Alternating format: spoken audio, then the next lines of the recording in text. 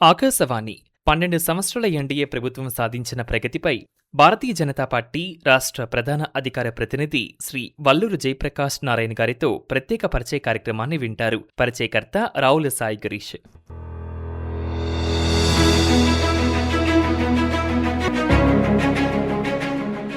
శ్రోతలకు నమస్కారం.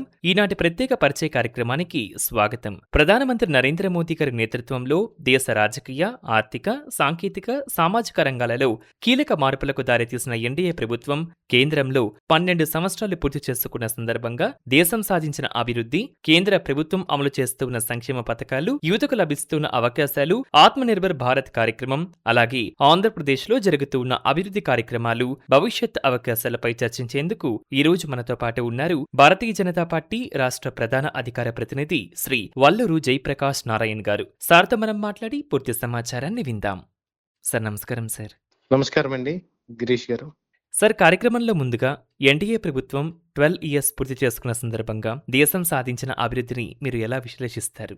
గత 12 సంవత్సరాలుగా భారతదేశ చరిత్రలో ఒక సమూలమైనటువంటి మార్పు, అంటే ఒక పరివర్తనాత్మకమైనటువంటి కాలంగా నిలిచినటువంటి పరిస్థితి మనందరం కూడా చూస్తా ఉన్నాం. ప్రధానమంత్రి గౌరవనీయులు నరేంద్ర మోదీ గారి నాయకత్వంలో భారత్ ప్రపంచంలో ఒక అతిపెద్ద 5వ ఆర్థిక వ్యవస్థగా ఎదగటం మనందరం కూడా సాక్ష్యంగా నిలిచాం. అదేవిధంగా మౌలిక వసతులు కానివ్వండి, డిజిటల్ సేవా రంగంలో కానివ్వండి, విదేశాంగ విషయాల్లో కానివ్వండి, రక్షణ, సంక్షేమం లాంటి ప్రతి రంగంలో కూడా అపూర్వమైనటువంటి ప్రగతిని ఇవాళ సాధించింది. భారతీయ జనతా పార్టీ యొక్క ఆలోచన కానివ్వండి, అదేవిధంగా నరేంద్ర మోదీ గారు ఎన్డీఏ ప్రభుత్వం యొక్క ఆలోచన సబ్కే సాత్ సబ్కా వికాస్ సబ్కా విశ్వాస్ అనే సిద్ధాంతం ఏదైతే ఉందో దాన్ని ప్రతి ఒక్క వ్యక్తికి కూడా ఈ దేశంలో ఉండేటటువంటి అభివృద్ధిని చివరి వ్యక్తికి కూడా తీసుకువెళ్ళేటటువంటి ప్రయత్నం ఏదైతే ఉందో దానిలో చాలా వరకు కూడా ఇవాళ సఫలీకృతమైనటువంటి పరిస్థితి మనం గత 12 ఏళ్లలో చూసాం. సార్, గత 12 ఏళ్లలో కేంద్ర ప్రభుత్వం అమలు చేసిన ప్రధాన సంస్కరణలు మరియు ప్రజా సంక్షేమ కార్యక్రమాలలో మీ దృష్టిలో అత్యంత ప్రభావవంతమైనవంటే ఏం చెప్తారు? నరేంద్ర మోదీ గారు అధికారం చేపట్టిన తర్వాత ఆయన 13 సంవత్సరాల పాటు గుజరాత్ ముఖ్యమంత్రిగా పరిపాలించినటువంటి సమయంలో ప్రజల యొక్క సాధక బాధలన్నీ కూడా తెలుసుకున్న తర్వాత జాతీయ స్థాయిలో ఈ దేశం గత 75-80 సంవత్సరాలుగా ఏవైతే లోపించినాయో అధికారం వచ్చినటువంటి 70-80 సంవత్సరాల దాకా కూడా దేశంలో ఉన్నటువంటి సామాన్య వ్యక్తులకి అందవలసినటువంటి కనీస అవసరాలు ఏవైతే ఉన్నాయో వాటన్నిటి పట్ల కూడా దృష్టి పెట్టడం, ఈ దేశంలో ఉన్నటువంటి మహిళల యొక్క ఆత్మ గౌరవాన్ని నిలిపే విధంగా వారు చేసినటువంటి ప్రతి ప్రయత్నం కూడా మనం దీనిలో చెప్పుకోవచ్చు. ముఖ్యంగా మీరు అడిగినట్లుగా చెప్పవలసినటువంటి పరిస్థితి కనుక వస్తే, ముఖ్యంగా జన్ ధన్ యోజన పేరుతోటి మహిళలకు ఏ రకమైనటువంటి ప్రతి ఒక్క వ్యక్తికి కూడా ఇవాళ బ్యాంకులు అకౌంట్ల ద్వారా చేయటం కానివ్వండి, ఈ దేశంలో ఉన్నటువంటి పేద మహిళలందరికీ కూడా కనీస గ్యాస్ సౌకర్యం కూడా లేనటువంటి పరిస్థితిలో అనేకమైనటువంటి నార్త్ ఈస్టర్న్ ప్రాంతాల్లో కట్టెల పొయ్యి మీద ఉన్నటువంటి వాళ్ళందరికీ కూడా ఉజ్వల పథకం మీద ఇచ్చినటువంటి గ్యాస్ కనెక్షన్స్ కానివ్వండి, అదేవిధంగా ఈ దేశంలో ఉన్నటువంటి ప్రతి పేదవాడికి కూడా ఆరోగ్యం అనేది అతి ముఖ్యమైనటువంటి అంశం మనందరికీ కూడా తెలుసు, ప్రతి ఒక్కరికి కూడా. దాని ద్వారా ఆయుష్మాన్ భారత్ అన్న ఒక పథకం ద్వారా ఏ రకంగా చేశారో మనందరం కూడా చూసాం. అదేవిధంగా రైతులు కానివ్వండి, రైతులకి పిఎం కిసాన్ యోజన కానివ్వండి, జల్ జీవన్ మిషన్ ద్వారా స్వచ్ఛమైనటువంటి నీరు కల్పించేటువంటి అవకాశం, ప్రతి గ్రామానికి కూడా ఇవాళ జల్ జీవన్ మిషన్ ద్వారా నీరు ఏ రకంగా వస్తా ఉందో మనందరం కూడా చూస్తా ఉన్నాం. గతంలో చూసినటువంటి పరిస్థితి అయితే కనుక ఆ కుంటల్లో కానివ్వండి, అక్కడ ఉన్నటువంటి కెనాల్స్ లో వాటర్ తీసుకుని తాగేటటువంటి పరిస్థితి ఇవాళ ప్రతి ఇంటికి కూడా జల్ జీవన్ మిషన్ ద్వారా ప్రతి దేశంలో ఉన్నటువంటి ప్రతి ఒక్క వ్యక్తికి కూడా నీరు వచ్చేటటువంటి అవకాశం కానివ్వండి, అదే విధంగా మహిళల యొక్క ఆత్మ గౌరవాన్ని కాపాడే విధంగా స్వచ్ఛ భారత్ వంటి పథకాల ద్వారా ఎంతో మంది వాళ్ళందరికీ కూడా బాత్రూమ్లు కన్స్ట్రక్షన్ చేసి ఇవ్వటం కానివ్వండి, ఇవాళ స్వచ్ఛ భారత్ లాంటి పథకాల ద్వారా కోట్లాది ప్రజల యొక్క జీవితాలు కూడా మార్చినటువంటి పరిస్థితి మనందరం కూడా చూసాం.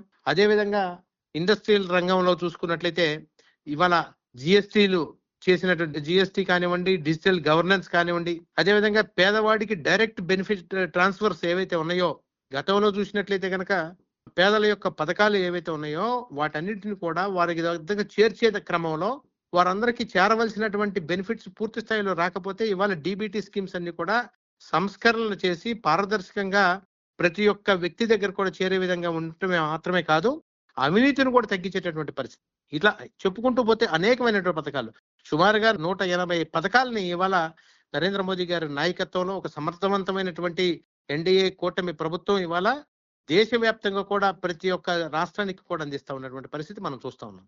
సార్ మీరు చెప్పిన పథకాలతో పాటు మనకి digital India, make in India, startup India, skill India so ఇటువంటి కార్యక్రమాలు యువతకు కల్పించిన అవకాశాలను మీరు ఎలా చూస్తున్నారు సార్? ఇవాళ భారతదేశ వ్యాప్తంగా యువత ఎవరైతే ఉన్నారో ఉద్యోగాల కోసం గతంలో చూసినట్లయితే వారందరూ కూడా మనం ఒక వేరే దేశాలకు వెళ్ళో లేకపోతే ఈ దేశంలో ఉన్నటువంటి ఇండస్ట్రీస్ ద్వారానో ఉద్యోగాల కోసం వెతికే విధంగా భారత యువత ఉండేది. ఇవాళ భారత యువత మీరు చెప్పినటువంటి digital India, make in India, startup India, skill India ఇటువంటి పథకాల ద్వారా పేద బడుగు బలహీన వర్గాలకు సంబంధించినటువంటి యువత కూడా ఉద్యోగాలు వెతుక్కోవడం కాదు, ఉద్యోగాలు సృష్టించే వారిగా ఇవాళ తీర్చిదిద్దేటువంటి కార్యక్రమాలు అనేక రకంగా మీరు చెప్పినటువంటి పథకాలన్నీ కూడా పనిచేస్తా ఉన్నాయి. అదే విధంగా మనం ఇవాళ చూసినట్లయితే స్టార్టప్ లో 2014 కంటే ముందు కనుక మనం చూసినట్టయితే స్టార్టప్ లో భారతదేశం ఎక్కడో అట్టడుగు స్థాయి ఉండేటటువంటి పరిస్థితి నుంచి ఇవాళ ప్రపంచంలోనే 3వ అతిపెద్ద స్టార్టప్ ఎకో సిస్టమ్ ని భారత్ లో ఏర్పడిందంటే దానికి ప్రధానమైనటువంటి కారణం నరేంద్ర మోదీ గారి యొక్క ఆలోచన, ఎన్డీఏ ప్రభుత్వం యొక్క ఒక సుస్థిరమైనటువంటి లక్ష్యం పెట్టుకొని చేసేటటువంటి విధానం. లక్షలాది మంది యువత ఇవాళ కొత్త అవకాశాలు పొందారు అంటే దానికి ప్రధానమైనటువంటి కారణం ఈ 12 సంవత్సరాల్లో ఈ దేశంలో తీసుకొచ్చినటువంటి సంస్కరణలు అని చెప్పి మనం చెప్పుకోవచ్చు. సార్ ప్రధాని నరేంద్ర మోదీ గారి నాయకత్వంలో భారత విదేశాంగ విధానానికి అంతర్జాతీయ స్థాయిలో అనేక గుర్తింపులు లభించాయి సార్. సో దీనికి సంబంధించి మీ అభిప్రాయం ఏంటి సార్? ఇవాళ మనం చాలా పెద్ద మార్పు ప్రపంచవ్యాప్తంగా కూడా మనం చూస్తా ఉన్నామండి. గతంలో మనం చూసినట్లయితే భారతదేశం అంటే సంక్షోభాల దేశంగా, భారతదేశం మీద ఏదన్నా దాడులు జరిగినాయంటే భారతదేశం యొక్క వాణిని ప్రపంచ వేదికల మీద వినిపించేదానికి కూడా మనం సంకోచం పడేటటువంటి పరిస్థితుల నుంచి ఇవాళ ప్రపంచ వేదికపై భారత్ ఒక గౌరవప్రదమైన స్థానాన్ని సంపాదించిందంటే దానికి ఈ ప్రభుత్వం యొక్క గొప్పతనం, నరేంద్ర మోదీ గారి నాయకత్వం యొక్క గొప్పతనం అని చెప్పి చెప్తా ఉన్నాను. అదే విధంగా మనం చూసినట్లయితేనండి మీరు చూడండి G20 అనే ఒక పెద్ద సంస్థని ఒక పెద్ద ఆర్గనైజ్ చేసి భారీ ఎత్తున చేసి ఆర్గనైజ్ చేయటం మాత్రమే కాదు దానికి అధ్యక్షత వహించినటువంటి పరిస్థితి కూడా ఇవాళ భారతదేశానికి లభించింది. అదే విధంగా అంతర్జాతీయ సంక్షోభాల సమయంలో భారత నాయకత్వం, విదేశాల్లో భారతీయుల యొక్క రక్షణ వంటి అంశాలు ఇవాళ మోదీ గారి యొక్క దూరదృష్టి ఏ రకంగా ఉంది, నరేంద్ర మోదీ గారి యొక్క ఆలోచనలు ఏ రకంగా ఉన్నాయి అనేది ప్రపంచానికి ప్రస్ఫుటంగా కూడా కనబడతా ఉన్నటువంటి పరిస్థితి. మనం చూసినట్లయితే ప్రపంచ వేదిక మీద గతంలో భారతదేశం యొక్క పాస్పోర్ట్ యొక్క విలువ ఇవాళ విదేశాల్లో ఉన్నటువంటి యువత కానివ్వండి, విదేశాల్లో ఉద్యోగం చేసేటటువంటి వ్యక్తులు కానివ్వండి, భారతదేశం తరఫున వెళ్ళినటువంటి వారికి ప్రపంచ వేదికల మీద ఎక్కడికి వెళ్ళినా కూడా అపూర్వమైనటువంటి స్వాగతం లభిస్తా ఉందంటే భారతదేశం యొక్క విదేశాంగ విధానం అంతర్జాతీయ స్థాయిలో ఏ రకమైనటువంటి గుర్తింపు అనేది చాలా స్పష్టంగా అర్థమవుతా ఉంది. సార్ ఆత్మనిర్భర్ భారత్ ఈ కార్యక్రమం ద్వారా రక్షణ రంగంలో భారత్ సాధించిన పురోగతి దేశ ఆర్థిక వ్యవస్థకు మరియు భద్రతకు ఏ విధంగా దోహదపడింది? గణనీయమైనటువంటి అభివృద్ధి అండి రక్షణ రంగం కనుక మనం చెప్పుకున్నట్లయితే. గతంలో రక్షణ రంగంలో మనం చూసాము గత 40-50 సంవత్సరాలు 60 సంవత్సరాలుగా కూడా స్వాతంత్రం వచ్చినటి నుంచి కూడా భారతదేశం ఎప్పుడు కూడా రక్షణ రంగంలో కావాల్సినటువంటి అన్ని అంశాల మీద కూడా మనం దిగుమతుల మీద ఆధారపడేటటువంటి పరిస్థితి ఉండేది. కానీ నరేంద్ర మోదీ గారి నాయకత్వంలో ఎన్డీఏ ప్రభుత్వం ఏర్పడిన తర్వాత దిగుమతుల మీద ఆధారపడే దేశం నుంచి ఇవాళ ఎగుమతులు చేసే దేశంగా భారతదేశం ఎదుగుతా ఉంది. స్వదేశీ యుద్ధ విమానాలు కానివ్వండి, క్షిపణులు కానివ్వండి, డ్రోన్లు కానివ్వండి, ఇటువంటి అన్ని కూడా ఇవాళ భారతదేశంలోనే తయారవుతున్నాయి. ముఖ్యంగా మన ఆంధ్రప్రదేశ్ లో అనంతపూర్ లో కానివ్వండి, అదే విధంగా కర్నూలు జిల్లాలో కానివ్వండి, ఇటీవల కాలంలో వెరీ రీసెంట్ గా రాజ్నాథ్ సింగ్ గారు వచ్చినటువంటి సందర్భంగా కూడా కర్నూలు గురించి చెప్తూ వారు ఓర్వకుల గురించి చెప్తూ అదొక డ్రోన్ సిటీగా మారిపోయేటటువంటి పరిస్థితి వచ్చిందని, క్షిపణులను మనం దిగుమతి కాదు ఈ అనంతపురం నుంచి మనం ఎగుమతి చేయబోతా ఉన్నాం అని చెప్పి చెప్పడం కానివ్వండి, ఈ రకంగా ఎంతో గణనీయమైనటువంటి అభివృద్ధి సాధించినటువంటి పరిస్థితి ఉంది. ఇది దేశ భద్రతతో పాటుగా ఉపాధి పరిశ్రమల అభివృద్ధికి కూడా ఎంతగానో దోహదపడుతుందని చెప్పి భావిస్తా ఉన్నాను. సార్ మీరు ఆంధ్రప్రదేశ్ అభివృద్ధికి సంబంధించి ప్రస్తావించారు కాబట్టి ఆంధ్రప్రదేశ్ అభివృద్ధికి కేంద్ర ప్రభుత్వం అందిస్తూ ఉన్న సహకారం గురించి వివరిస్తారా? 2014లో రాష్ట్ర విభజన జరిగిన తర్వాత ఆంధ్రప్రదేశ్ ఒక ప్రత్యేకమైనటువంటి రాష్ట్రంగా ఏర్పడిన తర్వాత ఆనాడు మనం రాజధాని నిర్మాణానికి సంబంధించినటువంటి అంశం దగ్గర నుంచి మొదలు పెడితే మనం జాతీయ ప్రాజెక్ట్ గా గుర్తింపు తీసుకొచ్చినటువంటి పోలవరం ప్రాజెక్టుకి భారీగా ఇవాళ నిధులు ఇవ్వటం జరుగుతా ఉంది. అదే విధంగా ఆంధ్ర రాష్ట్రంలోనే దేశవ్యాప్తంగా కూడా జరుగుతా ఉంది. ముఖ్యంగా ఆంధ్ర రాష్ట్రంలో జాతీయ రహదారుల యొక్క విస్తరణ ఏ రకంగా జరుగుతా ఉందో ప్రజలందరూ కూడా చూస్తా ఉన్నాం, మనందరం కూడా చూస్తా ఉన్నాం. అదే విధంగా రైల్వేల అభివృద్ధి, పోర్టుల ఆధునీకరణ, ఇటువంటి అనేకమైనటువంటి అంశాలు కేంద్ర ప్రభుత్వం పూర్తి స్థాయిలో ఆంధ్ర రాష్ట్రానికి, ఆంధ్ర రాష్ట్ర ప్రభుత్వానికి ఏ ప్రభుత్వం ఉన్నప్పటికీ కూడా ఇవాళ మనకి అదృష్టవశాత్తు ఉమ్మడి ప్రభుత్వం ఉంది, డబుల్ ఇంజిన్ సర్కార్ నడుస్తా ఉంది, అది వేరే అంశం. అయినప్పటికీ కూడా గతంలో కూడా ఎప్పుడు కూడా ఎటువంటి ఆపేక్ష లేకుండా ఆంధ్ర రాష్ట్రానికి ఏ రకమైనటువంటి పథకాలు ఇచ్చారో ఈ పోలవరం ప్రాజెక్టులు, ఈ జాతీయ రహదారులు, అమరావతికి సంబంధించినటువంటి అంశం కానివ్వండి, ఇవాళ దశాబ్దాల కాలం నాటి రైల్వే ఏదైతే సౌత్ కోస్టల్ రైల్వే జోన్ ఉందో దాన్ని ప్రకటించడం మాత్రమే కాదు, దానికి కావాల్సినటువంటి నిధులను కూడా బడ్జెట్ లో కూడా దానికి కేటాయించడం, ఆ కార్యక్రమాలన్నీ కూడా ముందుకు వెళ్ళి ఇవాళ మన ఆపరేషన్స్ కూడా స్టార్ట్ చేసేసుకునేటటువంటి పరిస్థితి ఇది వచ్చింది. రాష్ట్ర అభివృద్ధిని ఎన్డీఏ ప్రభుత్వం ఎప్పుడు కూడా ఒక ప్రాధాన్యమైనటువంటి అంశంగా నిరంతరం కూడా చూస్తా ఉన్నటువంటి పరిస్థితి మనం చూస్తా ఉన్నాం. సార్, విశాఖపట్నం కేంద్రం గురించి కూడా మీరు చెప్పడం జరిగింది. మరి ఈ యొక్క south Coast railway zone Visakha కేంద్రంగా ఏర్పాటు కావడం ద్వారా రాష్ట్ర ప్రజలకు ఎలాంటి ప్రయోజనాలు అందనున్నాయంటారు? ఎన్నో దశాబ్దాలుగా రాష్ట్ర ప్రజల యొక్క ఆకాంక్ష దక్షిణ కోస్తా రైల్వే జోన్ ని తీసుకురావాలనేది. గతంలో ప్రభుత్వాలు అనేక రకమైనటువంటి హామీలు ఇవ్వటం జరిగింది, కానీ భారతీయ జనతా పార్టీ దీనికోసం పట్టుబట్టడం మాత్రమే కాదు, ఎన్డీఏ ప్రభుత్వం ద్వారా ఇవాళ కేంద్రంలోనూ రాష్ట్రంలోనూ ప్రభుత్వాలు డబుల్ ఇంజిన్ సర్కార్ ఉండటం వల్ల ఎన్డీఏ ప్రభుత్వం ఆ కళని, ప్రజల యొక్క ఆకాంక్షని ఇవాళ సాకారం చేసే విధంగా కూడా దాన్ని ముందుకు తీసుకెళ్లడం జరిగింది.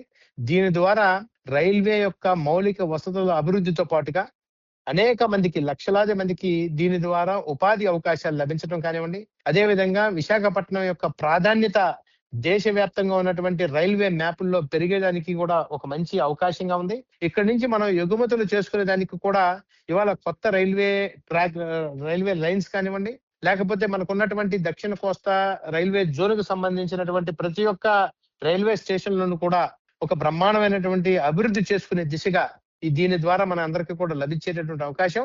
ముఖ్యంగా ఈ మనం అనుకునేటటువంటి విశాఖపట్నం లాంటి ఒక జియోగ్రఫికల్లీ ఒక అద్భుతమైనటువంటి ప్రాంతం అది. ఆ ప్రాంతం నుంచి ఇవాళ మనం చూసినట్లయితే కనుక ఎక్స్పోర్ట్స్ ఎంతో జరుగుతా ఉన్నాయి. వీటన్నిటికీ కూడా సహకరించే విధంగా ఇవాళ ఇక్కడ కోస్తా రైల్వే జోన్ రావటం వల్ల చుట్టుపక్కల ప్రాంతాల్లో డెవలప్ అవడంతో పాటుగా విశాఖపట్నానికి అనేకమైనటువంటి విషయాల్లో ప్రాధాన్యత వచ్చేటువంటి అవకాశం ఉంది. సార్, రాష్ట్రానికి వస్తున్న పారిశ్రామిక పెట్టుబడులు కానివ్వండి, ఐటీ రంగ విస్తరణ కానివ్వండి, కొత్త పరిశ్రమల స్థాపన కానివ్వండి, సో వీటికి సంబంధించి మీరేం చెప్పాలనుకుంటున్నారు? ఎప్పుడు కూడా ఆంధ్రప్రదేశ్ పెట్టుబడులకు ఒక అనుకూలమైనటువంటి స్థావరంగా ఉండేది గతంలో. కానీ గత 5 సంవత్సరాల పాటు ఉన్నటువంటి ప్రభుత్వం దాన్ని డీవియేషన్ చేసినటువంటి పరిస్థితిలో, ఆంధ్రప్రదేశ్ అంటే పెట్టుబడిదారులందరూ కూడా భయపడేటటువంటి పరిస్థితిలో ఇవాళ ఎన్డీఏ కూటమి ప్రభుత్వం ఏర్పడిన తర్వాత ఆంధ్రప్రదేశ్ ఒక ముఖ్యమైనటువంటి గమ్యస్థానంగా, పెట్టుబడులకి అనుకూలమైనటువంటి ప్రాంతంగా రావటం జరిగింది. అదేవిధంగా ఇటు ఐటీలో కానివ్వండి, ఎలక్ట్రానిక్స్ రంగంలో కానివ్వండి, డేటా సెంటర్, ఇప్పుడు డేటా సెంటర్స్ కూడా అక్కడికి వస్తా ఉన్నాయి. అదేవిధంగా తయారీ రంగాల్లో కొత్త అవకాశాలు కూడా వస్తా ఉన్నటువంటి పరిస్థితి. ఇండస్ట్రియలైజేషన్ కనుక చూసినట్టయితే ఈ రాష్ట్రంలో అత్యంత అనుకూలమైనటువంటి ప్రాంతంగా విశాఖపట్నం ఉండటం, ఆంధ్రప్రదేశ్ ఉండటం, ఆంధ్రప్రదేశ్ లో ముఖ్యంగా విశాఖపట్నం కానివ్వండి, తిరుపతి కానివ్వండి, వీటన్నిటికీ కూడా తిరుపతి, మనం కొప్పర్తి, అదేవిధంగా అనంతపూరు బ్రహ్మాండమైనటువంటి పరిశ్రమలు వచ్చేటువంటి పరిస్థితి. ఇది యువతకు రాబోయేటటువంటి రోజుల్లో భారీగా ఉపాధి అవకాశాలు వాళ్ళందరికీ కూడా లభించేటువంటి అవకాశం. ఇవాళ ఆంధ్రప్రదేశ్ యువత వేరే ప్రాంతాల మీద ఆధారపడకుండా మనం స్వశక్తితోటి ఆంధ్ర రాష్ట్రంలోనే మనందరం కూడా బ్రహ్మాండమైన పరిశ్రమలు స్థాపించుకునేటువంటి అవకాశం దీని ద్వారా వస్తా ఉంది. సార్, ఇదివరకు మీరు ఓర్వకల్ డ్రోన్ సిటీ అని చెప్పి ప్రస్తావించారు సార్. మరి ఈ ఓర్వకల్ ఇండస్ట్రియల్ హబ్ కానివ్వండి, లేదా డ్రోన్ సిటీ వంటి ఈ ప్రతిష్టాత్మక ప్రాజెక్టులు ముఖ్యంగా రాయలసీమ అభివృద్ధికి ఏ విధంగా దోహదపడతాయని చెప్పి అనుకుంటున్నారు? ఈ ప్రాజెక్టులు రాయలసీమ మాత్రమే కాదండి, ఆంధ్ర రాష్ట్రంలో మొత్తానికి కూడా ఉపయోగపడుతుంది. ముఖ్యంగా రాయలసీమను ఒక పారిశ్రామిక కేంద్రంగా తీర్చిదిద్దే సామర్థ్యం ఈ ప్రత్యేకమైనటువంటి ప్రాజెక్టులకు ఉంది. అటు ఒక పక్క పెట్టుబడులు, పరిశ్రమలు, ఉపాధి అవకాశాలు పెరిగి ప్రాంతీయ అసమానతలు కూడా దీని ద్వారా తగ్గేటటువంటి పరిస్థితి ఉంది. కేవలం ఈ డ్రోన్స్ ఇండస్ట్రియల్ హబ్ ఇటువంటి మాత్రమే కాకుండా హిందూపూర్ కానివ్వండి, ఈ ప్రాంతాలన్నీ కూడా మనం చూసినట్లయితే మదనపల్లి, ఈ ప్రాంతాలు కూడా ఒక హార్టికల్చరల్ హబ్ గా కూడా మారేటటువంటి పరిస్థితి ఉంది. కాబట్టి ఇది మనం ఊహించిన దానికంటే కూడా రాయలసీమ ఒక అద్భుతమైనటువంటి రతనాల సీమగా మారేటటువంటి అవకాశం. అదే విధంగా మనం చూస్తా ఉన్నాము, జొన్నగిరి గోల్డ్ ఫీల్డ్స్ కూడా ఇక్కడ రీసెంట్ గా ఐడెంటిఫై చేయడం జరిగింది. దీని ద్వారా కూడా రాబోయేటటువంటి రోజుల్లో సుమారుగా 1 సంవత్సరం తర్వాత కాలం నుంచి 200 కేజీలు గోల్డ్ అక్కడి నుంచి తీసేటటువంటి అవకాశం ఉందని, ఇవాళ దేశవ్యాప్తంగా ఉన్నటువంటి అనేకమైనటువంటి బంగారు పరిశ్రమలు, ఇండస్ట్రీస్ ఏవైతే ఉన్నాయో, గోల్డ్ ఎక్స్కవేషన్ చేసేటువంటి ప్లేసెస్ ఉన్నాయో వాటిలో గోల్డ్ స్కేర్సిటీ ఉన్నటువంటి రీత్యా ఈ రాయలసీమలో ఐడెంటిఫై చేసినటువంటి జేజీఎఫ్ అని ఏదైతే చెప్పుకుంటున్నామో, దీని ద్వారా రాబోయేటటువంటి రోజుల్లో కూడా రాయలసీమ ఒక రతనాల సీమగా మారేటటువంటి పరిస్థితి ఉండటంలో ఎటువంటి అనుమానం లేదు. సార్, కేంద్ర ప్రభుత్వ పథకాలు మరియు అభివృద్ధి కార్యక్రమాల ద్వారా రాష్ట్ర ప్రజలకు, ముఖ్యంగా గ్రామీణ ప్రాంత ప్రజలకు ఎలాంటి ప్రయోజనాలు కలిగాయంటారు? ఇంతకుముందే మనం మాట్లాడుకున్నటువంటి సందర్భంలో మనం కొన్ని పథకాల గురించి మనం మాట్లాడుకున్నాం. ముఖ్యమైనటువంటి పథకాలు ఉజ్వల కావచ్చు, అదేవిధంగా జల్ జీవన్ మిషన్ కావచ్చు, పిఎం ఆవాస్ యోజన కావచ్చు, పిఎం కిసాన్ వంటి పథకాల ద్వారా ఇవాళ గ్రామీణ ప్రజల యొక్క జీవన ప్రమాణాలు గణనీయంగా మెరుగుపడ్డటువంటి పరిస్థితి మనందరం కూడా చూస్తా ఉన్నాం. ఇంటర్నేషనల్ మానిటరీ ఫండ్ IMF కూడా ఇదే అంశాన్ని ప్రత్యేకంగా తన రిపోర్ట్ లో కూడా వాళ్ళు పొందుపరచడం కూడా మనందరికీ కూడా తెలిసినటువంటి విషయం.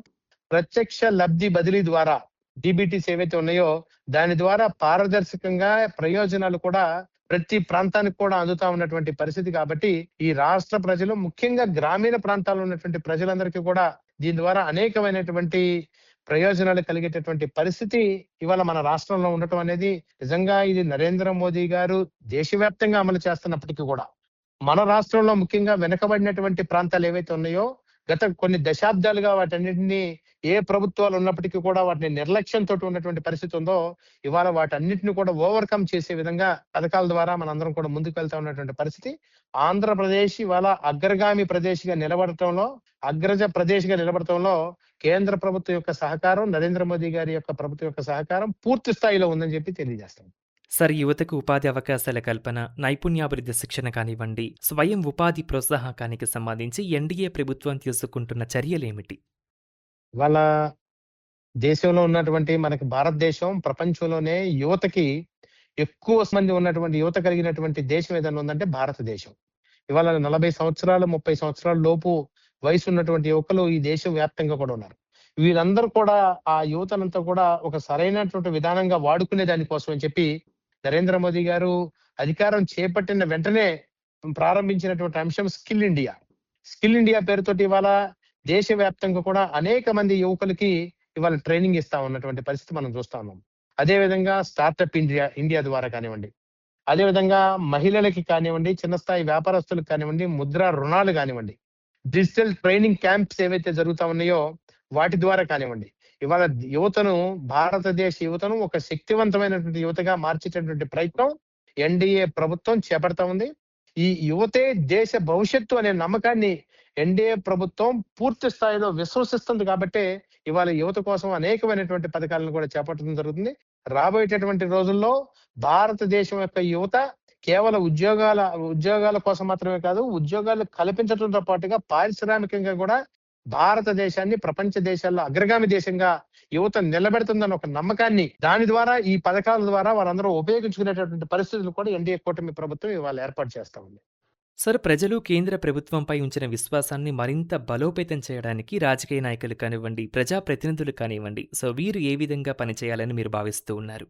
ఎక్కడైనండి ఏ దేశమైనా సరే అభివృద్ధి చెందాలన్నా, ఏ ప్రాంతమైనా అభివృద్ధి చెందాలన్నా ఒక సమర్థవంతమైనటువంటి నాయకత్వం ఇవాళ అవసరం. అటువంటి నాయకత్వం భారతదేశ ప్రజలు గత 3 పర్యాయాలుగా ఎన్డీఏ ప్రభుత్వాన్ని, భారతీయ జనతా పార్టీ నాయకత్వంలో నరేంద్ర మోదీ గారి నాయకత్వాన్ని పూర్తి స్థాయిలో బలపరిచినటువంటి అంశాన్ని మనందరం కూడా చూసాం. ఇవాళ అటువంటి నాయకత్వం, ఒక సమర్థవంతమైనటువంటి నాయకత్వం భారతదేశానికి లభించింది. కాబట్టి కింద స్థాయిలో కూడా ప్రధానమంత్రి దిగువ స్థాయిలో కేంద్ర మంత్రులు కానివ్వండి, ఎంపీలు కానివ్వండి, ఎమ్మెల్యేలు కానివ్వండి, ప్రతి ఒక్క ప్రజాప్రతినిధి కూడా, గ్రామ స్థాయి వరకు కూడా ప్రతి ఒక్క వ్యక్తి కూడా, నాయకుడు కూడా ప్రజలకు అందుబాటులో ఉండాలి. మొట్టమొదటి అంశం ఇది. అదే విధంగా ఒక ట్రాన్స్పరెన్సీ కూడా ఇవాళ ప్రజలందరూ కూడా కోరుకుంటా ఉన్నారు. నాయకత్వాన్ని కేవలం నాయకత్వంగా చూడట్లా, ఒక ట్రాన్స్పరెన్సీ ఉన్నటువంటి నాయకత్వంగా, ఒక రెస్పాన్సిబిలిటీ కలిగినటువంటి బాధ్యతాయుతమైనటువంటి పరిపాలన అనాలి. అదే విధంగా అభివృద్ధి లక్ష్యాలతోటి పనిచేసేటటువంటి నాయకత్వాన్ని ఇవాళ ప్రజలు కోరుకుంటున్నారు. ప్రజల యొక్క విశ్వాసమే ప్రజాస్వామ్యానికి బలం. ప్రజల విశ్వాసాన్ని కోల్పోయిన తర్వాత ఆ ప్రజాస్వామ్యం ఎంత పెద్ద ప్రజాస్వామ్యం అయినా నిలబడేటటువంటి పరిస్థితి ఉండదు. కాబట్టి ప్రజలకు నిరంతరం అందుబాటులో ఉంటూ వారికి కావాల్సినటువంటి ప్రతి అంశంలో కూడా ఒక ట్రాన్స్పరెన్సీ తోటి, ఒక బాధ్యత తోటి కలిసి పనిచేయాలి. సార్, రాబోయే రోజులలో మన ఆంధ్రప్రదేశ్ అభివృద్ధికి ఎన్డీఏ ప్రాధాన్యతనిచ్చే ముఖ్యమైన రంగాలు ఏంటి సార్? ఇప్పటికే మనం చూస్తా ఉన్నాం, 2024లో ఎన్డీఏ కూటమి ప్రభుత్వం డబుల్ ఇంజిన్ సర్కార్ పేరుతోటి మనకి ఏర్పడిన తర్వాత సుమారుగా ఈ 20 నెలల కాలంలో ఆంధ్ర రాష్ట్రంలో సుమారు 20 లక్షల కోట్ల రూపాయల పెట్టుబడులు మన రాష్ట్రానికి వచ్చినాయి. దానికి ప్రధానమైనటువంటి కారణం కేంద్ర ప్రభుత్వం యొక్క సమర్థమైనటువంటి పాలసీలు, అదే విధంగా ఈ రాష్ట్రం పట్ల ప్రత్యేకమైనటువంటి దృష్టి. ఈ రాష్ట్రం అభివృద్ధి చెందాలి. గత 5 సంవత్సరాల పాటు రాష్ట్రం ఒక అవినీతి పాలనలో మగ్గిపోయింది. అందులోనూ ఆంధ్ర రాష్ట్రం విడిపోయిన తర్వాత ఆంధ్ర రాష్ట్రానికి ఉన్నటువంటి ఆర్థిక వనరులన్నీ కూడా మనం తెలంగాణలో కొంత వదులుకోవాల్సినటువంటి పరిస్థితులు వచ్చినాయి. కాబట్టి ఇవాళ రాబోయేటటువంటి కాలంలో ముఖ్యంగా పారిశ్రామికీకరణ, అదే విధంగా ఐటీ ఇన్ఫ్రాస్ట్రక్చరు, వ్యవసాయ రంగం, అదే విధంగా ఆక్వా రంగం. మనకి ఆక్వా రంగంలో కూడా విశాఖపట్నం కానివ్వండి, రాజమండ్రి కానివ్వండి, కాకినాడ కానివ్వండి బ్రహ్మాండమైనటువంటి పరిస్థితులు ఉన్నాయి. అదే విధంగా వీటన్నిటిని కూడా ఎక్స్పోర్ట్ చేసుకోవడానికి కావాల్సిన విధంగా పోర్టులు కూడా మనం ఇవాళకే శాంక్షన్ చేయడం జరిగింది. అటు ఒక పక్క విమానాశ్రయాలు, అదే విధంగా పోర్టులు, అదే విధంగా డిఫెన్స్ కి సంబంధించినటువంటి రంగాలకు కూడా ఎన్డీఏ ఒక ప్రత్యేకమైనటువంటి ప్రాధాన్యతను ఆంధ్రప్రదేశ్ కి ఇస్తా ఉన్నటువంటి పరిస్థితి చూస్తా ఉన్నాం. ఆంధ్రప్రదేశ్ ను దేశంలోనే ఒక అగ్రగామి రాష్ట్రంగా తీర్చిదిద్దేటటువంటి లక్ష్యంగా ఇవాళ ఎన్డీఏ కూటమి ప్రభుత్వం నరేంద్ర మోదీ గారి నాయకత్వంలో పనిచేస్తా ఉన్నటువంటి విషయం మనకు అందరికీ కూడా తెలుసు. సార్, కార్యక్రమంలో చివరిగా ఎన్డీఏ ప్రభుత్వం 12 సంవత్సరాలు పూర్తి చేసుకున్న సందర్భంగా రాష్ట్ర ప్రజలకు మరియు మన ఆకాశవాణి శ్రోతలకు మీరు అందించాలనుకుంటున్న సందేశం. గత 12 సంవత్సరాల్లో ప్రజలు ఎన్డీఏ ప్రభుత్వంపై ఉంచినటువంటి విశ్వాసానికి ముందుగా వారందరికీ కూడా నేను హృదయపూర్వకమైనటువంటి కృతజ్ఞతలు, అభినందనలు, ధన్యవాదాలు తెలియజేస్తాను. అదే విధంగా అభివృద్ధి, పారదర్శకత, దేశభక్తి, సేవాభావంతో ముందుకు సాగుతున్నటువంటి ఈ ప్రయాణంలో ప్రజల నుంచి వారి యొక్క ఆశీస్సులు, వారి యొక్క సహకారాన్ని నిరంతరం కూడా కోరుకుంటా ఉన్నాను. వికసిత్ భారత్, వికసిత్ ఆంధ్రప్రదేశ్ లక్ష్య సాధన కోసం మనందరం కూడా కలిసి కట్టుగా మన మధ్య ఎటువంటి కుల వైషమ్యాలు, అదే విధంగా మత వైషమ్యాలు లేకుండా ఆంధ్రప్రదేశ్ ఒక అభివృద్ధి చెందినటువంటి ఆంధ్రప్రదేశ్ గా, వికసిత్ భారత్ లో వికసిత్ ఆంధ్రప్రదేశ్ అగ్రగామిగా ఉండే లక్ష్య సాధన కోసం మనందరం కలిసి పనిచేద్దామని చెప్పి శ్రోతలందరికీ కూడా నేను విజ్ఞప్తి చేస్తా ఉన్నాను. సార్, ఇంతవరకు ఈనాటి మన ప్రత్యేక పరిచయ కార్యక్రమంలో మీరు పాల్గొని 12 సంవత్సరాల ఎన్డీఏ ప్రభుత్వం సాధించిన ప్రగతిపై పూర్తి సమాచారం మన ఆకాశవాణి శ్రోతలకు అందించినందుకు మీకు మరోసారి ధన్యవాదాలు సార్. ధన్యవాదాలు గిరీష్ గారు. చాలా సంతోషం, నాకు కూడా చాలా ఆనందంగా ఉంది మీ అందరితోటి కలిసి మీ ద్వారా నా యొక్క ఆలోచనల్ని, కేంద్ర ప్రభుత్వం చేసేటటువంటి అనేకమైనటువంటి అంశాలని ప్రజల ముందుకు తీసుకురావడం అనేది కూడా నాకు కూడా అదృష్టంగా భావిస్తా ఉన్నాను. ధన్యవాదాలండి.